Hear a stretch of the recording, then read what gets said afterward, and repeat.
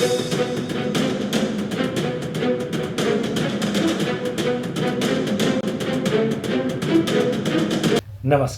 आप देख रहे हैं अपनी बात अनिल के साथ।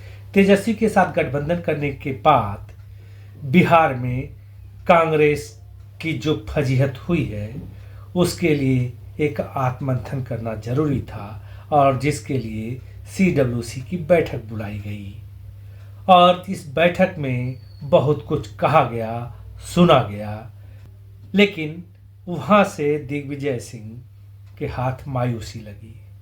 ऐसा मैं इसलिए कह रहा हूँ कि यहाँ से निकलते ही दिग्विजय सिंह ने एक्स पर कुछ शब्द लिखे और साथ में एक तस्वीर भी चिपका दी।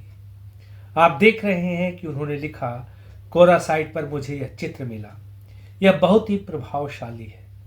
किस प्रकार RSS का जमीनी स्वयंसेवक व जनसंघ @BJP फॉर इंडिया का कार्यकर्ता नेताओं के चरणों में फर्श पर बैठकर प्रदेश का मुख्यमंत्री व देश का प्रधानमंत्री बना। यह संगठन की शक्ति है।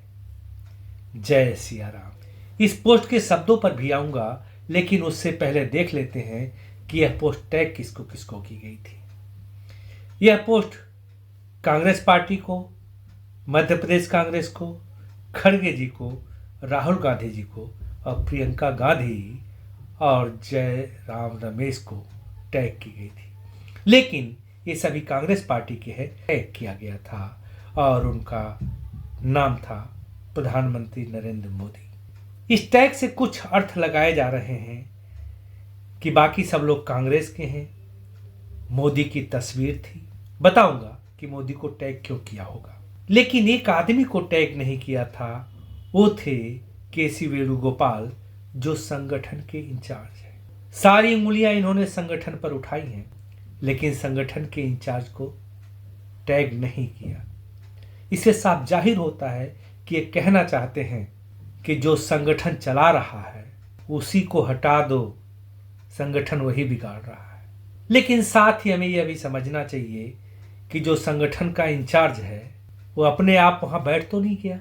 इसका अर्थ है कि जिसने उसको बिठाया है वो यही चाहते हैं कि संगठन ऐसे ही चलता रहे, और यही बात दिग्विजय सिंह को खल रही है। और दिग्विजय सिंह की इस बात का समर्थन थरूर जी ने भी कर दिया, जो पहले से ही उनके बागी तेवर लग रहे हैं। लेकिन कांग्रेस इस हालत में नहीं है कि शशि थरूर को कांग्रेस से बाहर का रास्ता दिखा सके। अब इन्होंने KC वेणुगोपाल को टैग नहीं किया, लेकिन टैग किया कम्युनिकेशन इंचार्ज जयराम रमेश को। तो शायद इसीलिए कि दिग्विजय सिंह जी वेणुगोपाल को कम महत्व देते हैं और जयराम रमेश को। लेकिन इन्होंने प्रधानमंत्री को क्यों टैग किया? जहां तक मैं सोच सकता हूं कि नरेंद्र मोदी का लोहा दिग्विजय सिंह भी मान चुके हैं और दिग्विजय सिंह जी कांग्रेस में रहने की मजबूरियों के कारण इसको खुल करके स्वीकार नहीं कर सकते। और कुछ लोग कहेंगे कि दिग्विजय सिंह जी BJP में जाने की तैयारी कर रहे हैं। मेरा मानना है कि वो कांग्रेस छोड़कर नहीं जाएंगे, और अगर जाना होता तो कब के चले गए होते। अब तक कांग्रेस के इतने बुरे दिनों में साथ नहीं छोड़ा, तो अब क्या ही छोड़ेंगे। छोड़ना ही होता तो इस पोस्ट के द्वारा कांग्रेस को फिर मजबूत करने की बात ना करते या आईना दिखाने की बात ना करते। यह पोस्ट नहीं है, एक आईना है कांग्रेस के लिए। अब देखना है कि कौन कौन इस आईने को देखता है, और ये भी ख्याल होगा दिग्विजय सिंह जी का कि कांग्रेस के इससे बुरे दिन और भी क्या हो सकते हैं, और यदि कांग्रेस के इससे भी दिन बुरे आ गए तो भी दिग्विजय सिंह के इससे बुरे दिन क्या हो सकते हैं। दिग्विजय सिंह RSS की संगठन के रूप में तारीफ तो करते हैं, लेकिन साथ ही साथ प्रधानमंत्री को टैग करके राहुल गांधी और खड़गे जी को बताने का प्रयास भी किया है कि हमारे पास ऐसे नेता कब मिलेंगे।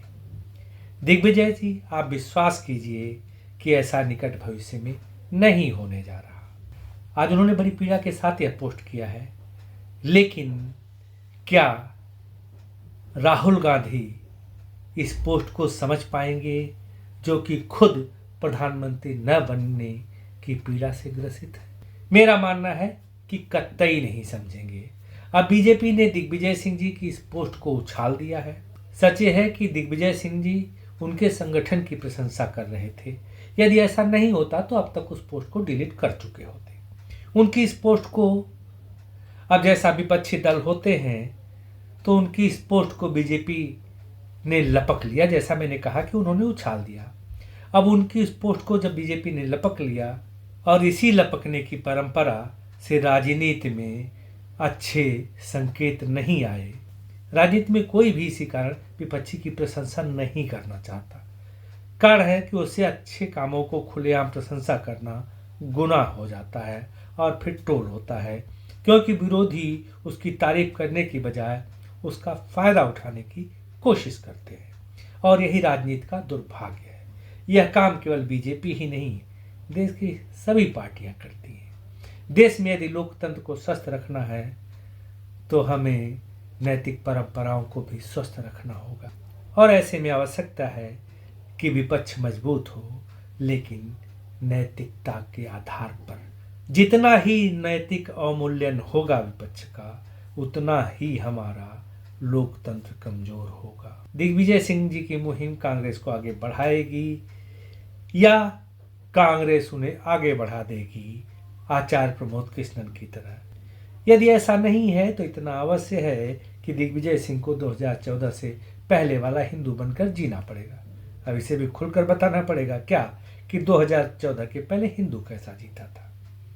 हालांकि कुछ लोग व्यंग कहेंगे कि देश को स्वतंत्रता ही 2014 में मिली है, लेकिन उस पर मैं कोई कमेंट नहीं करना चाहता। लेकिन आप जरूर सोचिएगा कि 2014 से पहले हिंदू जीता कैसे था।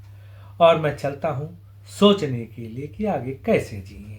चलते चलते आपसे आग्रह है कि वीडियो को लाइक, शेयर और चैनल को सब्सक्राइब अवश्य कर दें। मिलेंगे अगली वीडियो में, तब तक के लिए नमस्कार। जय